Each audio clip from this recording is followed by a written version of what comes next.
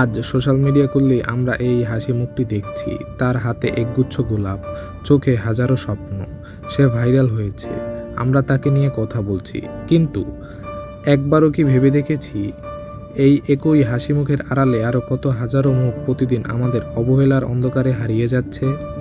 আমরা হয়তো তাকে আজ সাহায্য করতে এগিয়ে আসব, কারণ সে ক্যামেরার সামনে এসেছে। কিন্তু সাহায্যের অধিকার কি কেবল ভাইরাল হওয়ার পরেই নির্ভর করে? রাস্তায় দুই ধরনের শিশু বসবাস করে, এক দল যারা ফুল বিক্রি করে এবং অন্য দল যারা ভিক্ষা করে। কেউ শখে রাস্তায় নামে না। যে শিশুটি আজ ভিক্ষা করছে সে হয়তো সমাজের সবচেয়ে অবহেলিত অংশ। আমরা কি কখনো ভেবেছি তাকে এই পথে কে নামাবে?